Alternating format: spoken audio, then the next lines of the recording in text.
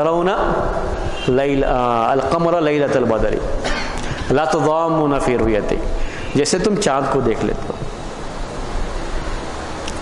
یہ کیا ہے؟ صرف سمجھانے کے لیے، ورنہ جیسے ہم چاند کو دیکھ رہے ہیں بالکل ویسے ہی اللہ تعالیٰ کو دیکھیں گے، اللہ تعالیٰ ایسا کچھ بھی جو ہے اس میں یہ بتانا مقصد نہیں ہے۔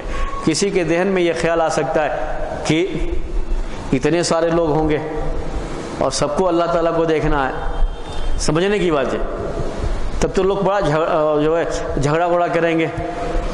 ابھی ہوتا کیا ہے، کوئی جو اسٹار آ جاتا ہے تو اس کو دیکھنے کے لیے لوگ کتنے سب دیکھنا چاہتے ہیں، تو یہ مسئلہ پیدا ہو جاتا ہے۔ تو ذہن میں یہ خیال آتا ہے، کسی کے ذہن میں یہ خیال آ سکتا ہے کہ اتنے سارے لوگ دیکھیں گے تو کیسے دیکھیں گے، تو کیسے دیکھیں گے اس کو اللہ کے رسول صلی اللہ علیہ وسلم نے سمجھایا۔ یہ کوئی تشبیہ نہیں ہے، سمجھایا کہ سب چاند کو دیکھ لیتے ہو، کسی کو کوئی پریشانی نہیں ہوتی ہے، ویسے ہی سب کی سب کس کو دیکھ لو گے؟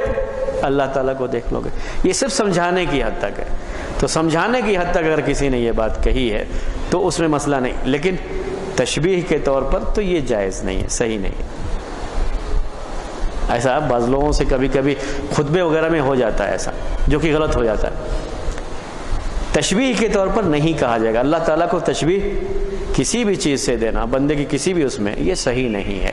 لیکن میں جہاں تک سمجھتا ہوں کسی نے کیا ہو تو صرف سمجھانے کے لیے، سمجھانے میں بھی اس کا خیال کیا جاتا ہے۔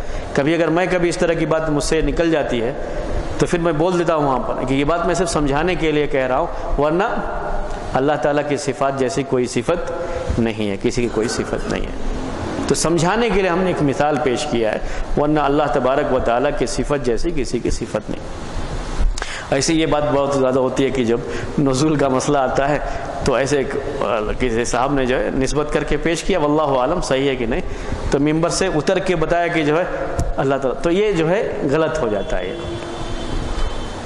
ایسا نہیں ہے، یہ ایسا نہیں کریں گے جو، کیونکہ اللہ تعالیٰ کا نزول الگ ہے، معلوم نہیں ہم کو کیسے ہے وہ جو، اور نزول کہنا جو ہے کافی ہے، سمجھ میں آ جاتا ہے، اس کو مثال سے سمجھانے کی ضرورت نہیں ہے۔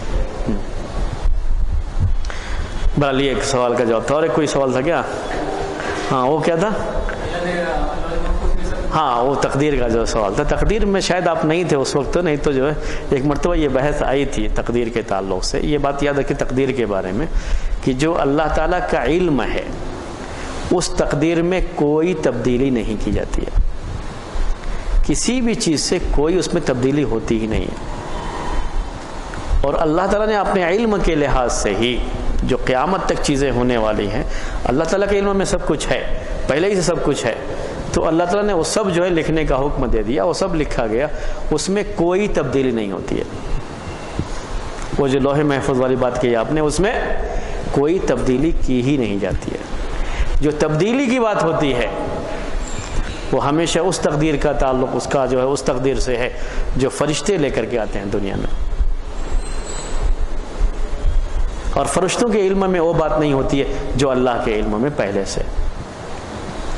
تو تبدیلی یہ فرشتوں کے علم کے لحاظ سے، ہمارے علم کے لحاظ سے ہوتی ہے، لیکن اللہ کے علم کے لحاظ سے تقدیر میں کوئی تبدیلی نہیں ہوتی۔ اللہ تعالیٰ کو پہلے سے معلوم ہے کہ یہ تقدیر جو فرشتے کو دے کر کے بھیجا گیا جب بچہ جو ماں کے پیٹ میں، تب اس کی تقدیر، اور تقدیر تو بہت پہلے لکھی گئی ہے۔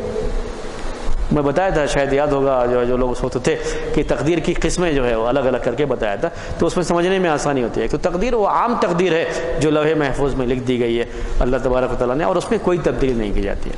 اس کے بعد جو یہ فرشتے لے کر کے آتے ہیں، ماں کے پیٹ میں بچہ ہے تو اس کی تقدیر لکھتے ہیں، پھر جو ہے ہر مہینے ہر سال کے بارے میں یہ بات آتی ہے، لیلۃ القدر میں جو ہے اس کے تعلق سے جو ہے اللہ تعالیٰ کے فیصلے ہوتے ہیں۔ تو یہ جو فیصلے ہوتے ہیں یہ کیا ہوتا ہے کہ جو فرشتوں کو دیا جاتا ہے، وہ فرشتوں کے علم میں لایا جاتا ہے کہ آپ کو جو ہے دنیا میں یہ معاملہ یہ کرنا ہے، جاؤ یہ کام کرو، فرشتوں کو اس کام کے لیے بھیجا جاتا ہے۔ اب فرشتوں کو جو بتایا گیا تھا وہ یہ بات تھی، لیکن فرشتوں سے یہ کہا جاتا ہے کہ بندہ اگر دعا کرتا ہے یا صلہ رحمی کرتا ہے، اس صلہ رحمی کے بارے میں بھی یہ بات ہے، یعنی رشتہ داروں کا خیال کرنا، تو پھر جو ہے اس کی یہ عمر ہوگی، اگر نہیں کرتا ہے تو اس کی یہ عمر ہوگی۔ یہ فرشتے کو علم دے کر کے بھیجا گیا۔ اللہ تعالیٰ کے علم میں یہ پہلے سے ہے کہ یہ بندہ دعا کرے گا، وہ تو جانتا ہے ہر چیز کو پہلے سے، تو جو فرشتے کو کہا جاتا ہے کہ دعا کرے گا تو اس کی عمر اتنی لکھ دینا، اس کی عمر اتنی کر لینا، تو جب دعا کرتا ہے تو فرشتہ اتنی کر دیتا ہے. یہی عمر کہاں لکھی ہوئی ہے؟ لوح محفوظ میں لکھی ہوئی ہے. تو اس میں کوئی تبدیلی نہیں ہوتی ہے، تبدیلی صرف یہاں ہوتی ہے بس. تو اس کو کہا جاتا ہے تقدیر جو ہے معلق اور مبرم، عربی میں اس کو کہتے ہیں. مبرم کا مطلب جس میں کوئی تبدیلی نہیں کی جاتی ہے، وہ تقدیر ہے جو اللہ نے اپنے علم کے لحاظ سے ہر چیز کو لکھنے کا حکم دے دیا ہے. اور ایک جو ہوتا ہے غیر مبرم بولتے ہیں یا معلق کہتے ہیں، یعنی اس میں یہ رہتا ہے اگر بندہ ایسا کرے گا تو یہ ہوگا، اگر یہ نہیں کرے گا تو یہ ہوگا. اور یہ صرف فرشتے کے علم کے لحاظ سے ہوتا ہے، ورنہ بندہ کرے گا یا نہیں کرے گا وہ تو اللہ تعالیٰ کو معلوم ہے. تو اللہ تعالیٰ کیا اسی لحاظ سے تقدیر لکھی ہوئی ہوتی ہے. بہرحال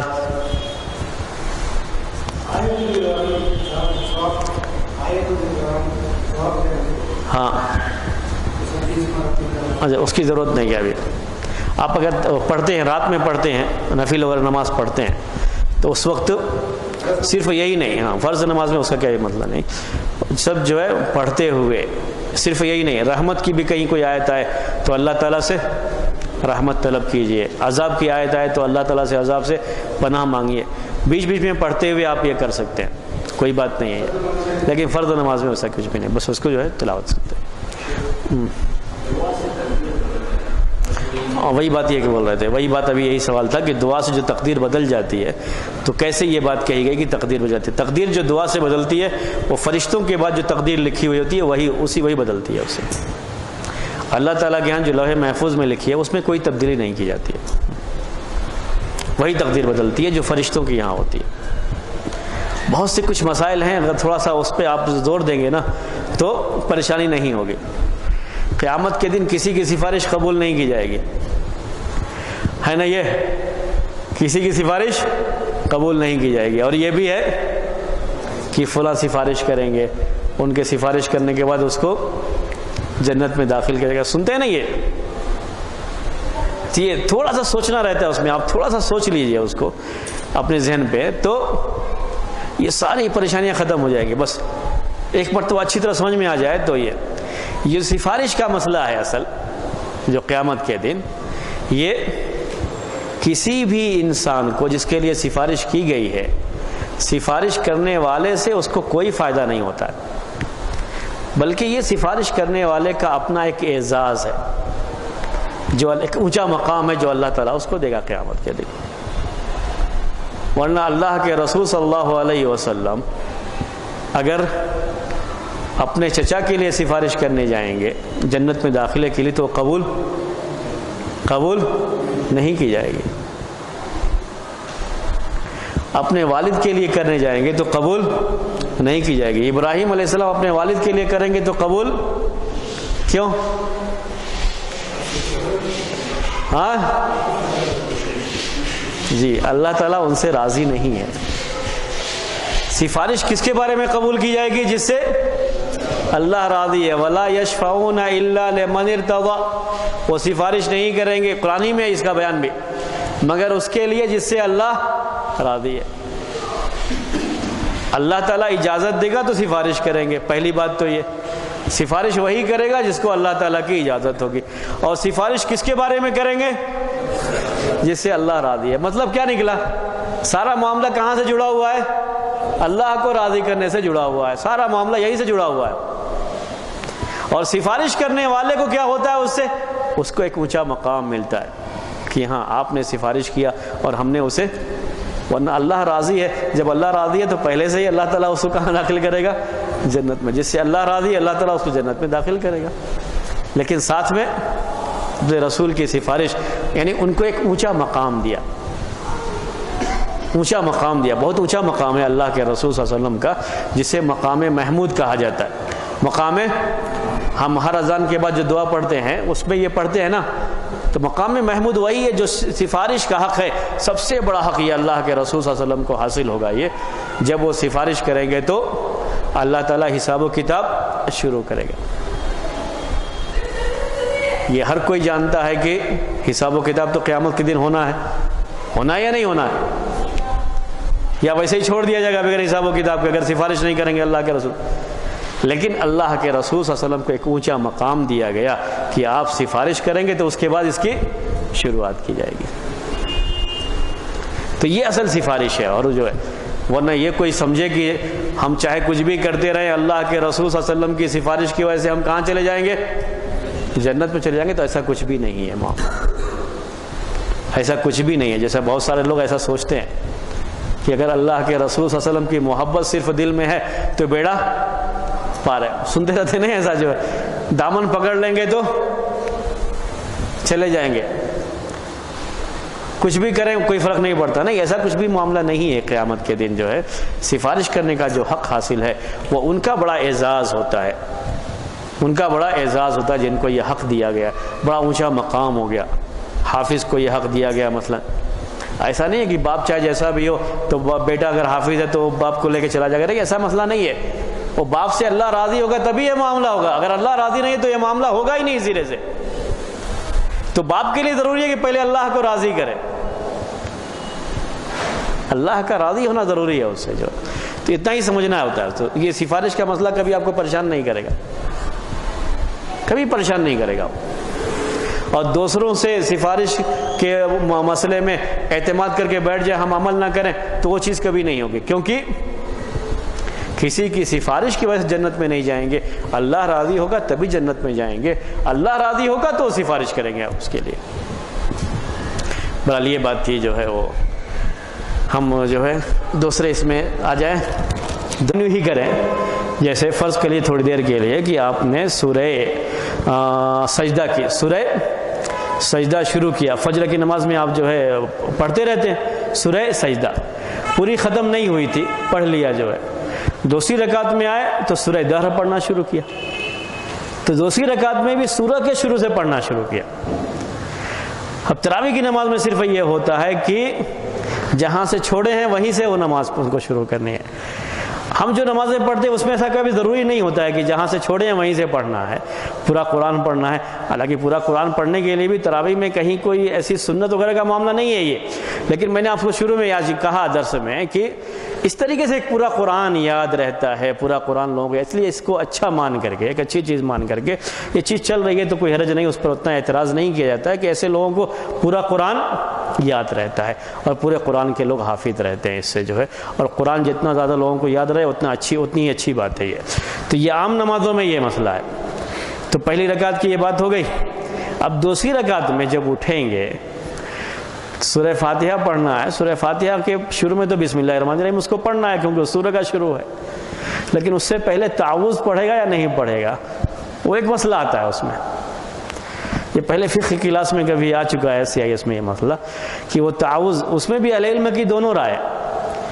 جو لوگ یہ مانتے ہیں کہ یہ اب پھر سے قرآن کی تلاوت کر رہا ہے، بیچ میں اب غائب ہو گیا تھا، پھر سے تلاوت کر رہا ہے، تو اب اس کو پھر سے کسے شروع کرنا چاہیے؟ اعوذ باللہ سے بھی اور بسم اللہ سے بھی، کیونکہ سورہ فاتحہ بھی پڑھنا ہے تو بسم اللہ بھی پڑھنا پڑے گا وہاں پر. تو اسی لحاظ سے اس کو پڑھنا پڑے گا. اب اس کے بعد جیسے ہی یہ ختم ہو گیا، اب اس کے بعد اگر کوئی اس کو سورہ شروع کرنی ہے تو بسم اللہ الرحمن الرحیم پڑھے گا. کہیں بیچ سے پڑھ رہا ہے سورہ، جیسے ابھی تراویح کی نماز میں مسئلہ آتا ہے، تو اس کو بسم اللہ الرحمن الرحیم پڑھنے کی ضرورت نہیں ہے. کچھ بھی نہیں، اب تو کنٹینیو ہے نا، قرآن تو پڑھنا شروع کر چکا ہے. وہ صرف شروع میں بات آتی ہے. دوسری رکعت کے شروع میں اعوذ باللہ پڑھے گا یا نہیں پڑھے گا اس میں اختلاف ہے. تو بہتر ہے کہ پڑھ لے، وہ اعوذ باللہ وہاں پہ پڑھ لے، کیونکہ اب یہ بیچ میں تھوڑا گیپ ہو گیا تھا، پھر سے قرآن کی تلاوت کر رہے ہیں اس لیے پھر سے پڑھ لیا. ورنہ جو لوگ نماز کو، پوری نماز کو ایک ہی حصہ مانتے ہیں تو کہتے ہیں ایک مرتبہ پڑھ لیا اعوذ باللہ تو کافی ہو گیا، اس کو بار بار پڑھنے کی ضرورت نہیں ہے. تو یہ ایک بات ہوتی ہے اس میں.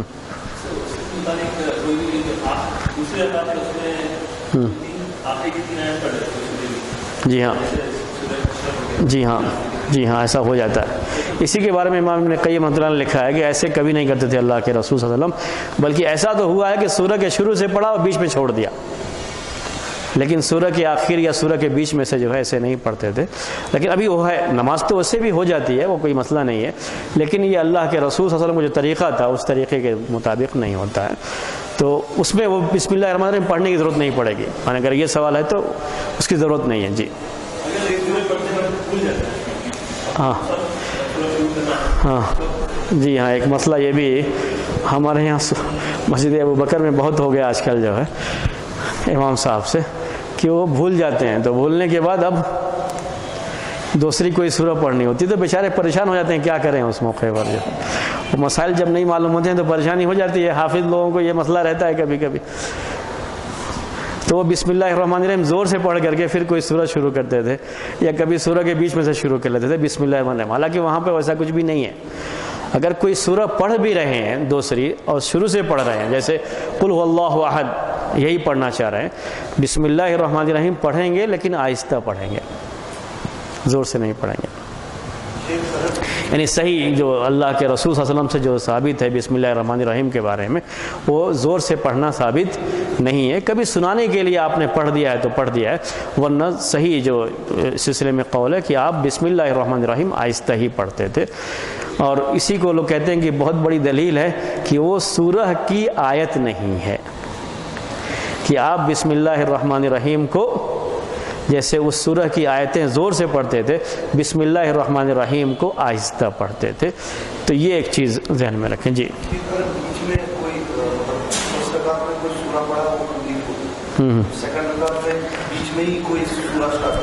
جی